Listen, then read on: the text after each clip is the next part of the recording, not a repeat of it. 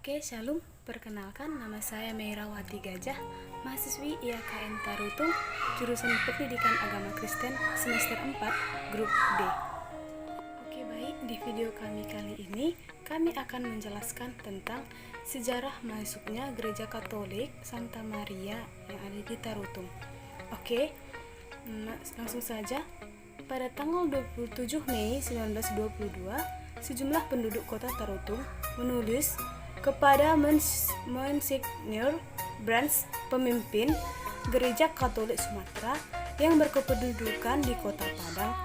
Sepucuk surat resmi. Akhirnya 30 tahun kemudian permohonan tersebut dikabulkan. Memang pada tahun-tahun menjelang diizinkannya Gereja Katolik memasuki Tapanuli, para pastor menerima banyak permintaan seperti itu. Dengan terpaksa, para pemohon mesti dikecewakan. Bahkan sesudah pintu ke Tanah Batak dibuka, para misionaris belum juga mau datang ke kota Tarutung karena mau menghindari konfrontasi dengan pihak Protestan. Dan pada tanggal 1 Agustus 1957 didirikan resmi Paroki Santa Maria secara resmi di kota Tarutung.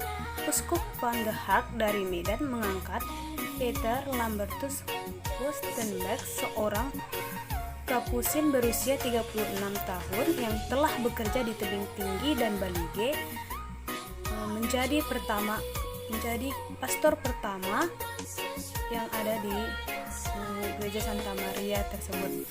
Menurut hukum Gereja Katolik, paroki adalah suatu persekutuan umat beriman yang berdomisili dalam batas-batas geografis yang tertentu dalam lingkup kehidupan. Paroki dikepalai oleh seorang pastor atau gembala yang berada di bawah otoritas uskup yang diwakili. Tahun 1961, umat berhasil membeli dari tangan Marak Huta Barat sebidang tanah yang cukup luas untuk membangun sebuah gereja, dan pastoran terletaknya cukup sentral juga, yaitu pinggir Jalan Pahae. Ketika Tarutung didirikan sebagai paroki, pastornya menerima tugas untuk mengayomi 32 stasi. Stasi Silitonga sudah berusia 3 tahun. Pada tanggal 11 Juli 1954 terjadi keributan antara jemaat HKBP sehingga ada 40 kepala keluarga yang memisahkan diri dan menjadi Katolik. Di antaranya tiga tokoh Marak Silitonga yang mempelopori pindahan ke kubu Katolik itu. Terdapat satu orang yang keturunannya merasa menyesal dan kembali ke HKBP. Di rumah pemuka agama diadakan perundingan dengan pastor. 20 kepala keluarga mengajukan permintaan mau pindah ke Katolik karena perselisihan intern di tubuh HKBP. Walaupun alasan berpindah gereja lagi kurang agung, pastor tidak boleh menolak permohonan mereka. Shalom, perkenalkan, nama saya Herlin Verlina Silalahi.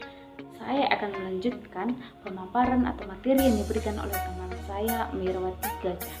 Baik, pada tahun 1961, Pastor Woestenberg bersama Amang Simanung Kalis dari Lintong Nibuta mendirikan stasi Sipoholong yang terkenal di desa dengan adanya seminari HKBP. Stasi ini dibentuk sejak sebelum pada zaman Jepang oleh misionaris dari Lintong Nibuta. Walaupun desa ini sangat jauh dan sangat kecil dan sangat jarang dikunjungi oleh orang, desa ini memiliki semangat yang sangat kuat untuk beragama Katolik. Kemudian pada Orde Lama dan Orde Baru, tampak dengan berkembangnya gereja Katolik ini, terdirinya dari sekolah-sekolah yang berbasis agama Katolik, dan dari bidang kesehatan hingga berdirilah klinik kesehatan. Pelayanan juga diberikan oleh para biawaran dan biarawati yang ikut terjun sungguh amat baik. sehingga menjadikan agama Katolik ini sangat berkembang dengan cepat di daerah tersebut. Bahkan orang-orang yang tidak mengenal apa itu agama Katolik, seperti apa itu agama Katolik, ikut serta dalam belajar di sekolah agama Katolik dengan berbasis ajaran agama Katolik. Nah, untuk lebih lagi kita mendalami tentang bagaimana sejarahnya, kita bisa melihat buku yang telah dituliskan oleh Peter Rudolf Reis pada tanggal 1 Agustus 1956 dengan judul Pelangi di Bukit Barisan. Buku ini berisi tentang sejarah-sejarah gereja Katolik masuk ke Tapanuli. Setelah kita mempelajari tentang sejarahnya, kita juga akan mempelajari tentang perkembangannya. Bisa dikatakan perkembangan gereja tersebut sangat bagus atau sangat cepat. Dapat dilihat dari jumlah jemaatnya yang disentuh pada tahun 2014, yaitu dengan berjumlah 13.221 jiwa.